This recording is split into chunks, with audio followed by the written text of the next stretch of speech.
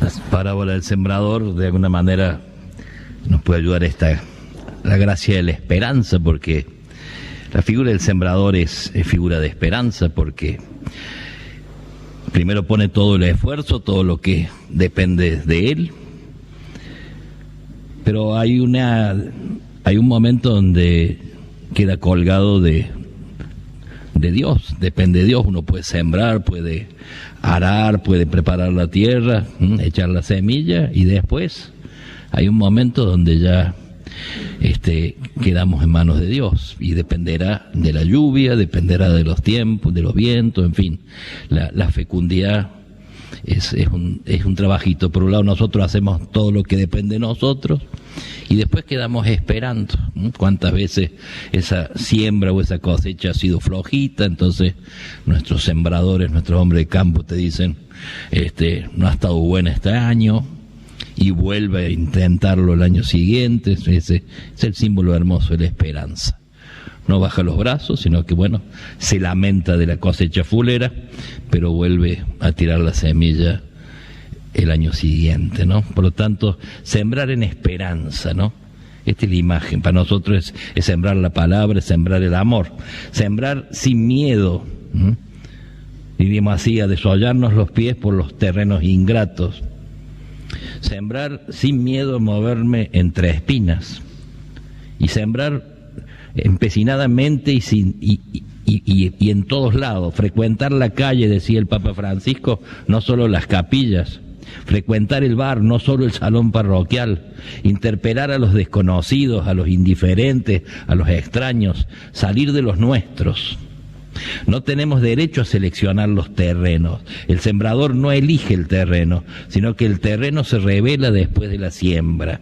No tenemos derecho a clasificar, no tenemos derecho a discriminar. Hay que arriesgar la palabra por todas partes, animarnos al coraje de los gestos inútiles, se dice, ¿no? O sea, la semilla se pierde cuando se queda en las manos cerradas de un sembrador, entre comillas, razonable, por no poner en peligro la palabra, o a sí mismo, o a su propio pellejo, muchas veces. Fíjense, la sembrador, las parábolas nos presentan las distintas disposiciones del corazón, ¿no? Primero es el borde del camino, o sea, en ellos la semilla no germina, ni siquiera entra, no muere, sino que inmediatamente se las comen las aves. En ellos la fe está atrofiada. Es lo que normalmente nosotros llamamos frivolidad, los frívolos, profundamente superficiales, hasta el punto de que la superficialidad se convierte en coraza, en escudo, que impide que la palabra de Dios penetre. Personas que parece y quizás creen poder prescindir de Dios, viven sin Él, casi burlándose de Él. Parecería que les basta su fuerza, su inteligencia, su belleza, su riqueza, su poder, sus influencias, sus éxitos. O a veces esa cerrazón, ese borde del camino, tiene el signo cambiado.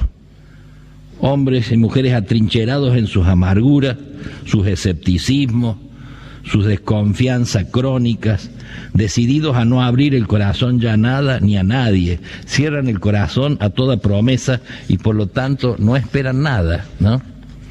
Quizás esto era lo que el Señor vivió allí, sentadito junto a una piedra, mirando hacia Jerusalén, cuando le decía: Jerusalén, Jerusalén, cuántas veces quise reunir a tus hijos como la gallina reúne bajo sus alas a los pollitos y no has querido, ¿no?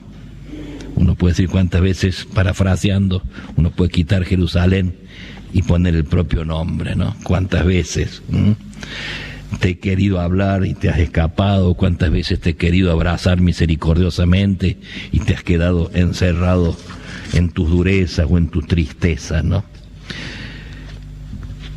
El corazón pedregal es aquel que tiene pocas raíces, entonces comienza con todo entusiasmo y dice allí, ante la prueba y el dolor, afloja, digamos así, ¿no?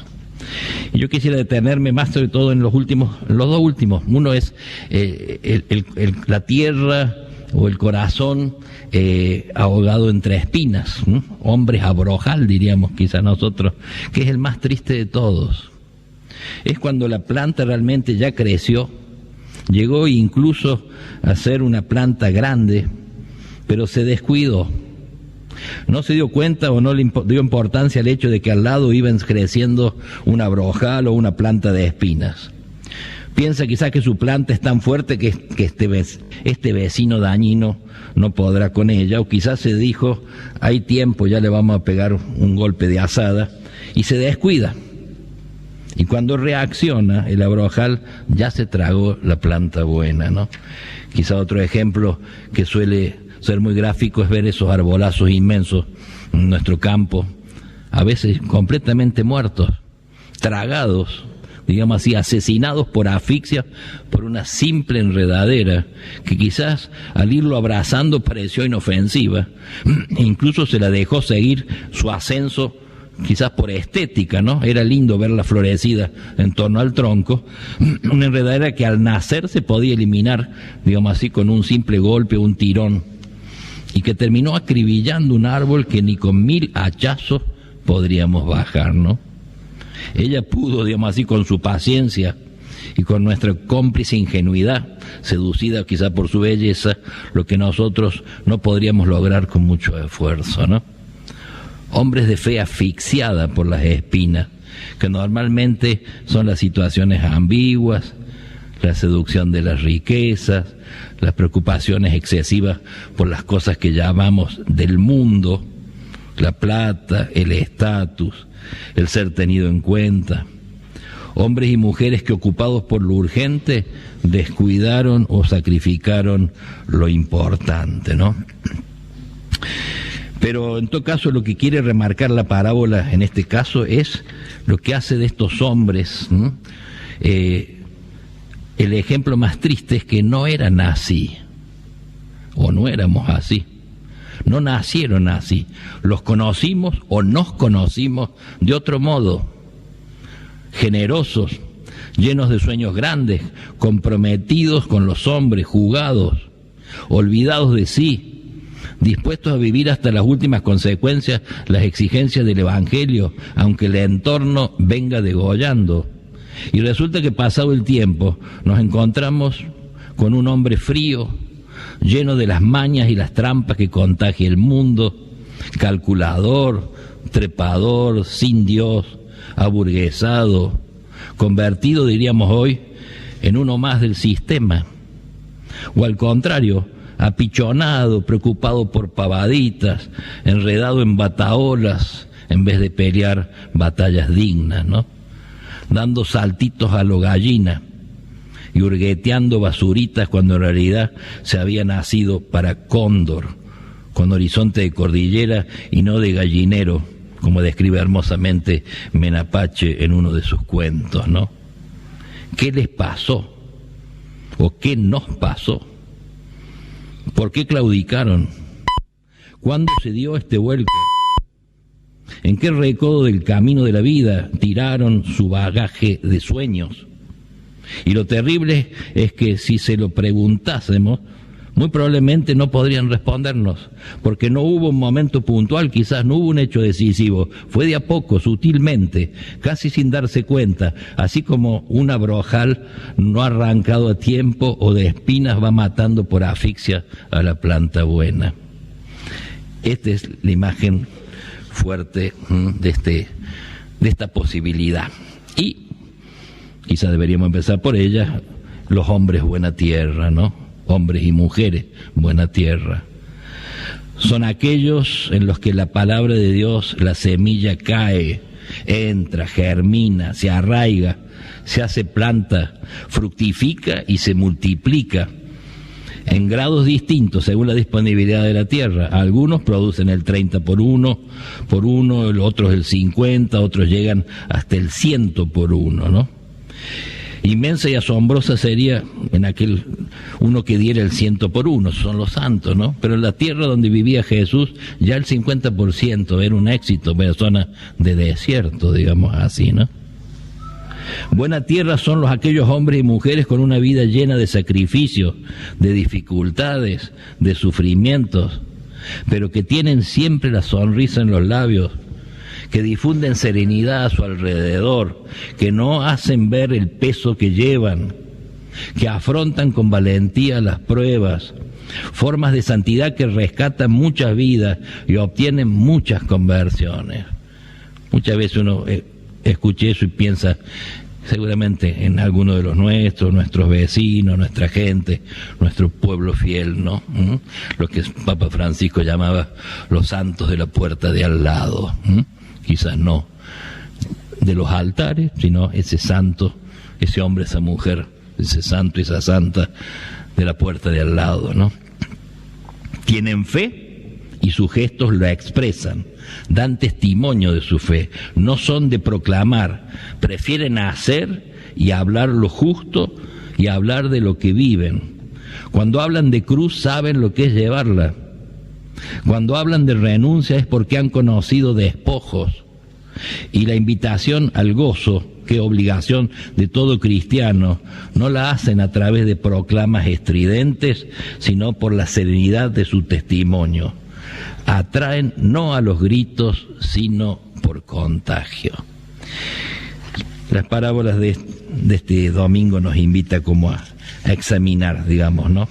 Cómo está la tierra de mi corazón, ¿no? Y pedir la gracia, ¿no? De que el Señor la pueda cambiar. Esa es la diferencia con la tierra. El corazón nuestro puede cambiar, puede convertirse en tierra fértil para poder dar fecundidad. Pidamos esa gracia linda. Junto con eso, ser manos abiertas para la siembra y ser semilla que muere para dar frutos. Nos viene bien aquella oración linda del hermano Fermín Gainza, que dice: Señor, cuando nos mandas a sembrar, rebosan nuestras manos de riqueza. Tu palabra nos llena de alegría cuando le echamos en la tierra abierta. Señor, cuando nos mandas a sembrar, sentimos en el alma la pobreza. Lanzamos la semilla que nos diste y esperamos inciertos la cosecha. Y nos parece que es perder el tiempo este sembrar en insegura espera. Y nos parece que es muy poco el grano para la inmensidad de nuestras tierras. Y nos aplasta la desproporción de tu mandato frente a nuestras fuerzas. Pero la fe nos hace comprender que estás a nuestro lado en la tarea y avanzamos sembrando por la noche y por la niebla matinal, profetas pobres pero confiados que tú nos usas como humildes herramientas. Gloria a ti, Padre bueno, que nos diste a tu verbo, semilla verdadera, y por la gracia de tu Santo Espíritu la siembras con nosotros en la Iglesia. Señor, nos concede esta gracia linda, disponer el corazón, y por otro lado animarnos a seguir sembrando. Como decía el Menapacha, es tan lindo que el amanecer con mayúscula, ¿no? Que el amanecer nos pille sembrando, que el amanecer nos pille sembrando. Sería muy triste que en ese amanecer el Señor nos pida cuenta, de golpe tengamos todavía en el bolsillo de nuestras bolsas muchas semillas que uno dice: ¿y por qué no la tiraste? ¿Por qué no la sembraste? Qué miedo, qué inseguridad. ¿Cuál fue aquello que hizo que no terminaste de sembrar plenamente? Pedimos esa gracia linda. Estamos en Nuestra Señora de Itatí, patrona de todo el NEA, una de las devociones más lindas, más fuertes de nuestro pueblo. Les pedimos a ella que nos ayude a disponer el corazón y a sembrar empecinadamente. Que así sea.